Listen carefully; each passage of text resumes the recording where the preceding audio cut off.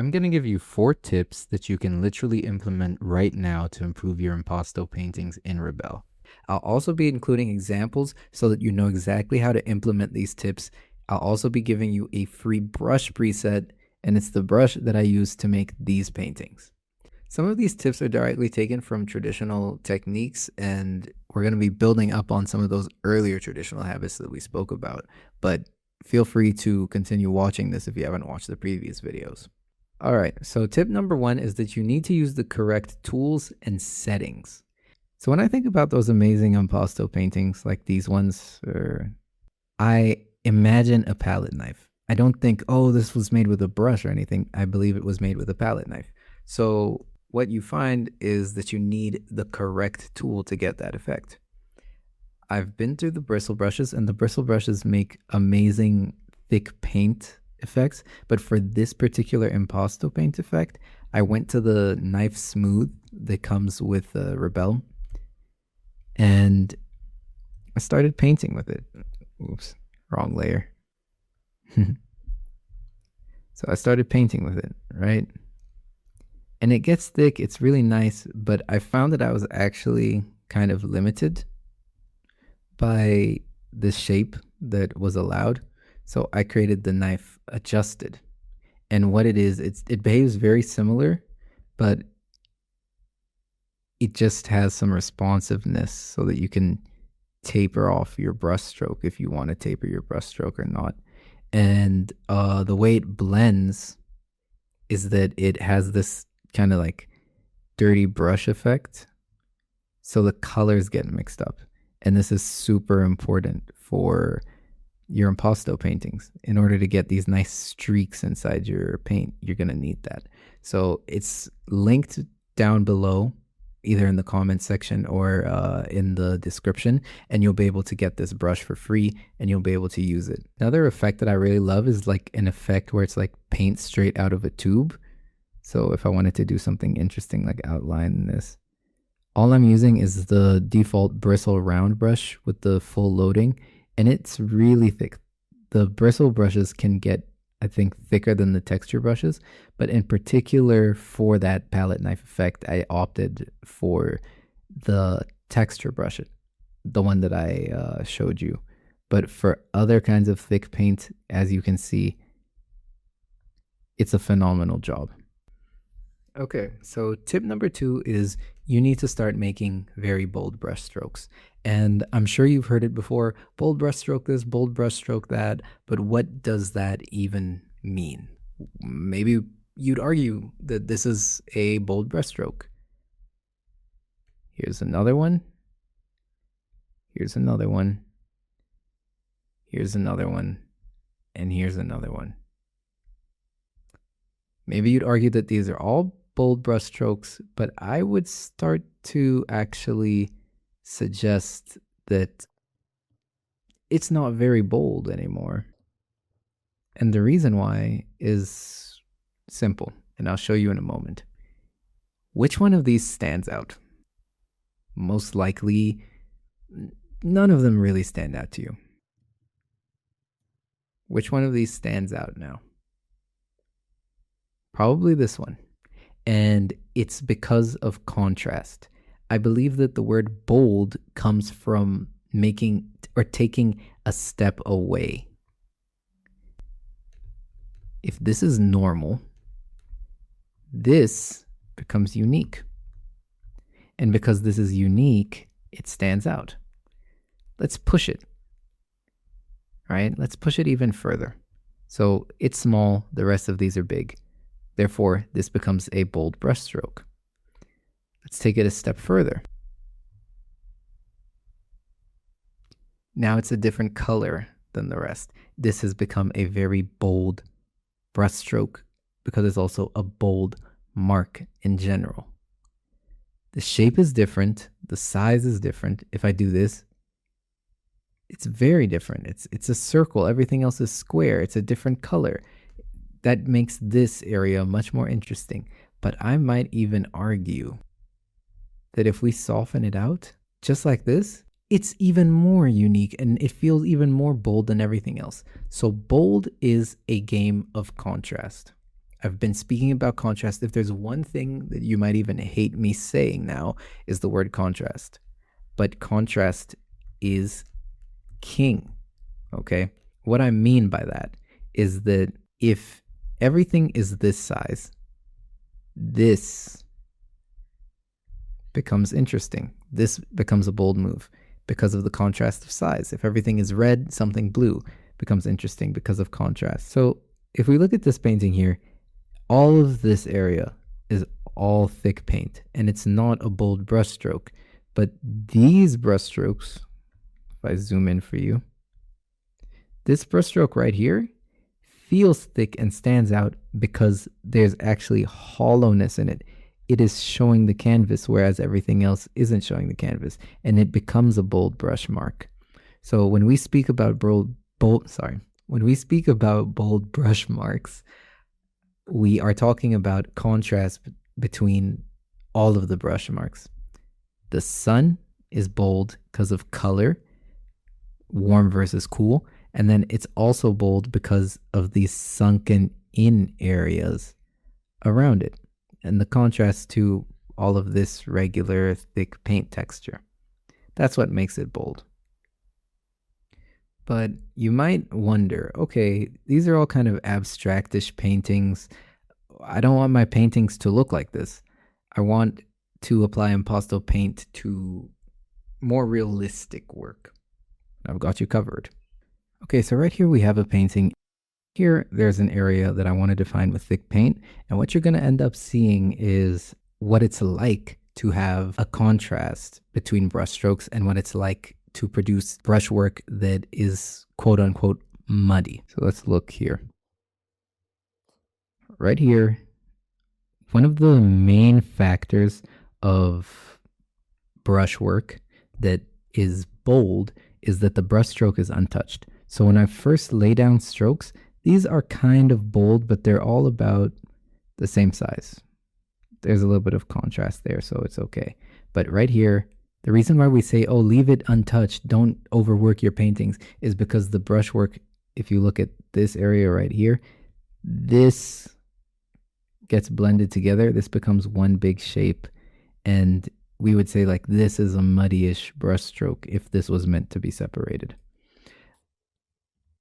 Right here, all of that juicy paint is gone. As you can see, it's started to just blend in and feel like lumpy paint. So this now means that the bold brushwork is gone. And right here, I start to identify, okay, there is a need for some kind of visual interest. So I start trying to work around it and introduce some more smaller brushwork in the collar area. This huge brushstroke right here and this big brushstroke right here. These two, then we have this long brushstroke. Then we have these small uniform brushstrokes. What you're seeing is a rule that is called big, medium, and small. And all it states is that you need something big, you need something medium, and you need something small. And this will create visual interest in your work. But now when you have everything just being medium, medium, medium, medium, medium, one big becomes interesting. But if it's all just distributed equally, it could get a little bit boring. It could become a pattern where it's like big, big, big, medium, medium, medium, small, small, small, small, small. But even with this, it still becomes interesting because there's variety. So with your brushwork, think, okay, how can I include a principle of big, medium, and small inside my work?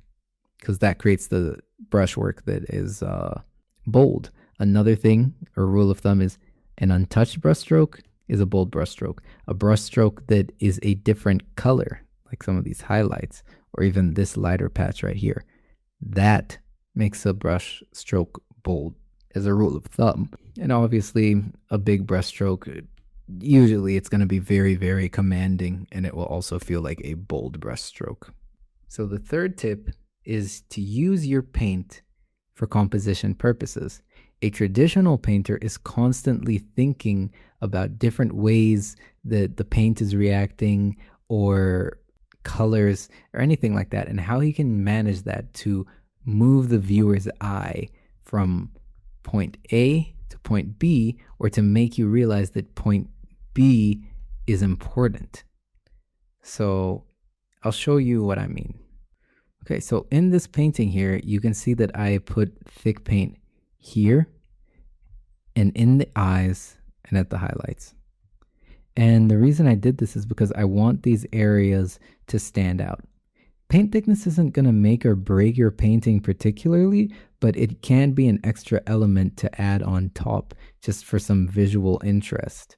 Now, what would end up happening is a beginner might come along and have thick paint and be extremely excited, and then they start making thick paint marks in areas that don't particularly need extreme thickness.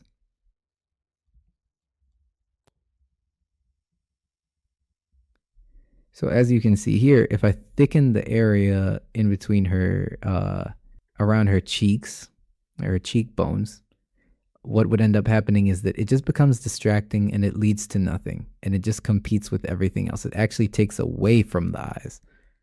But because the eyes are thick, they become interesting. Another thing that can happen is if I make those brush strokes a little bit bolder. I admit I played it kind of safe with this painting, but if I include some bold brushwork in the eye area, I'm not saying that this is by any means beautiful when I do this, but what does end up happening. Okay, I'm not saying that by any means this is beautiful.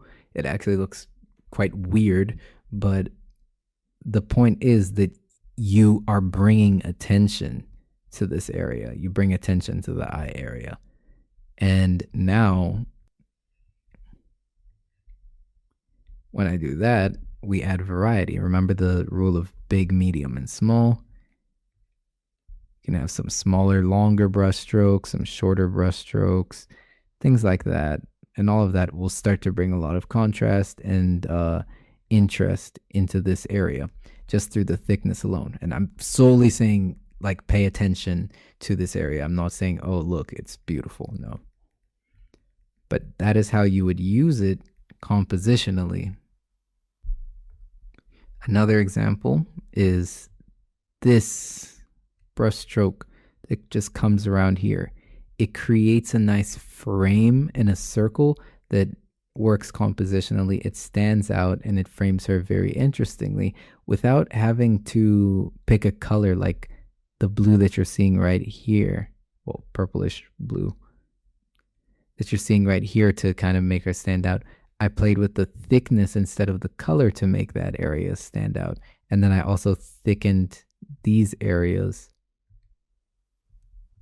right here to also stand out. So it creates a compositional element. It creates the contrast necessary to say, hey, look at me. I'm important. I'm interesting.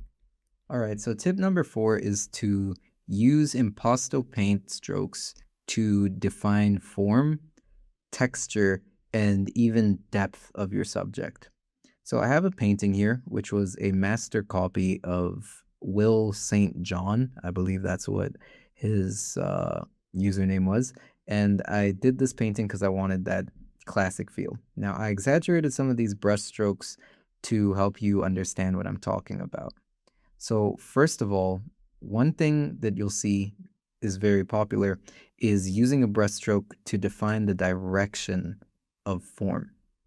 And you can see when I zoom in, the brush strokes are following the shape of her face. Now, one thing that I'd like to highlight is the fact that you can either describe one axis or another axis when you're doing this. And you can actually interchange. As you can see, the nose is describing this axis, but as we go to the sides of the nose, we start describing a different axis. So it's completely fine to pick whichever axis you want to describe, but what's important is that you actually pick one sometimes, but it's not written in stone. Now, aside from having your brushstrokes show the direction, there's another thing I did to increase the illusion of depth in this piece. If I do this, hopefully you noticed something. In the shadows, let me just turn the nanopixel on. In the shadows right here, we have thinner paint and thicker paint as we build up towards the lights. You can see that with this effect, the nose really pops out right here. And this is because we're literally adding thickness, which means that the paint is coming closer to you. And Rebelle does an amazing job with that thick paint simulation, making it feel very organic and having these shadows that are necessary to create strong edges that leap towards you. Now, one thing that you can do is a lot of times you'll notice that even with highlights, I use thick paint, like right here on the nose, and it brings that highlight forward because it's thick. Okay, now one thing you need to know in order to create paintings that stand out and describe form accurately is you need to understand edge control. Now, if you look here, her eyes are not super sharp, and one mistake that a lot of people make is to sharpen every single edge and think that that creates realism. And I'll show you an example of where it doesn't create realism. But first of all, in this painting, I want you to notice this sharp edge, this sharp difference, actually pushes the nose forward. And along with that, the edge right along the face and the neck does the same thing. So a sharp edge usually makes an object come forward, and softer edges, as you see in the hair here, push an object into the background. And furthermore, because we have strands of hair like this and texture, what ends up happening is that light unevenly distributes across, so the edge actually ends up blending, something like that, between all of the tiny hair. So that's why you see people softening the edges of hair versus softening the edges of a neck. You might say, hey, this is going into the back. Can we soften that edge? You could stylistically, but if you wanted to come forward, you'd want to sharpen the edge. So this painting here shows you a more realistic approach on how you could paint using impasto. It's more subtle. As we can see, the highlights are the main area where I build up thickness. It's still following the same directional approach, and the lights are the lightest. But I want to show you right here, we do get lighter here, but for some reason we're still thin. And the reason for that is because we're receding into the background. So I didn't want to bring too much attention to that area. And what I did instead was only thicken the highlights that are closer to us. So as much as we do have light, I still choose to thin it out. Another way that I use the impasto is to just emphasize accessories. And finally, what you didn't see inside the other painting was me using the impasto to create texture. So I didn't want to paint multiple braids, so I just used the paint thickness to describe the braids instead of me sitting there and painting each braid individually. And another use of texture is in the trees. I literally create a tree barkish pattern with it, and I scratch, erasing essentially the paint that I had on top to reveal the paint underneath and to also create more texture. As you see, I snuck in a little heart here because people, cut hearts into trees. Okay, so now I'm going to show you the process that I use to paint. So the first thing that you want to do is establish the proportions, because those will be kind of hard to dial in when you're just laying down strokes. Afterwards, you establish your base colors And the base colors need to be established at this point because you're going to be painting on top of them and you want a good base to blend on. So I'm focusing on just the light and dark relationships and then softening those edges because I'm working from the back to the front, which means I'm working from soft to kind of firmer edge because of that same principle I told you about. After that, I refine the shapes and then I get started working with the impasto. So at this stage, you start to see me laying down abstract brush marks, and you kind of want to be very, very intuitive and bold. Remember, bold means untouched. So quickly lay down your strokes and try not to blend them in too much. And trust your intuition on what you're painting. I found that the big orange flower that I wanted to make the focal point, I ended up trying to perfect and over render. And then I loved the energy in every other flower.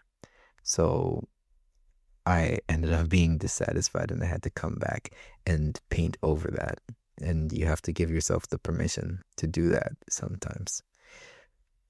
Most of the background was just me having fun, spicing some of my personality in it. Just because you're painting with impasto paint doesn't mean that you have to change your entire style, really. You can still put in those elements that make the painting you. But flowers are just amazing because you have a lot of form, you have a lot of edge, you have a lot of overlap and color. So it gives you a great opportunity to play around with your brushes and your strokes and get abstract. All right, so right here is a quick summary of everything I went over inside the video, so you can screenshot this for future use. Otherwise, I put a lot of hard work into this video, so I hope that you found it helpful. Thanks for watching.